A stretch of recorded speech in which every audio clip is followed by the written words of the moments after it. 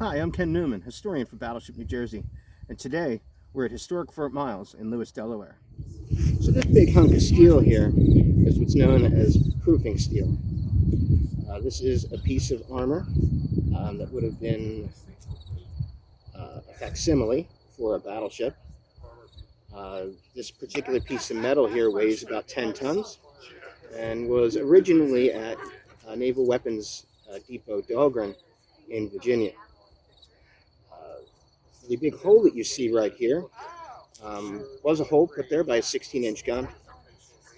Although when they fired this at this particular piece of steel, it would have been at point-blank range.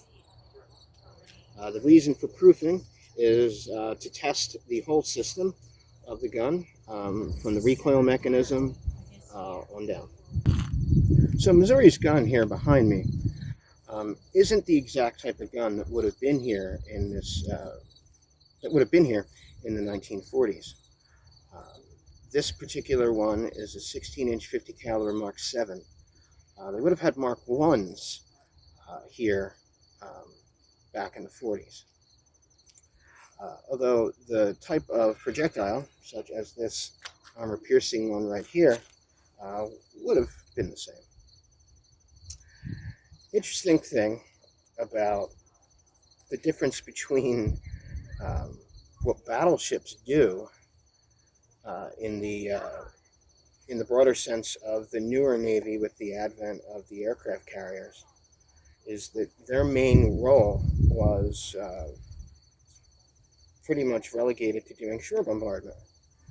And this is the type of place that a battleship would want to destroy so that the Marines could come ashore. Most of these guns that would have been along the coast here and across the bay in Cape May would have been casemated, meaning they would have been inside these large concrete protection bunkers, essentially, and they would have a lot of sand and plant life growing on top of them, so they would have some camouflage. But unlike a battleship, these things can't move. So once you have you can define where the shot is coming from, these defenses could be way more easily taken out than a ship that can move away from it. So I'm standing here under the 16-inch gun barrel that they have here at Fort Miles. And this gun is pointed out over the ocean as it would have been when the 16-inch guns were here.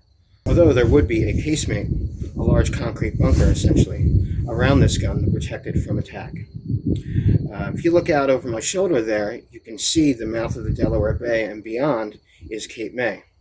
This particular gun is actually aimed at a 6-inch battery that would have been part of Fort Miles, but on the Cape May side.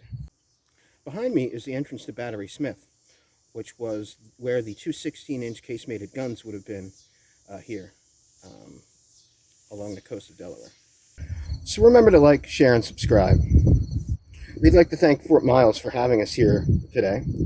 And if you'd like to find out more information about Fort Miles, you can check out a link down in our description. And if you'd like to help keep this content going, we also have a GoFundMe page as well that you can check a link down in the description as well.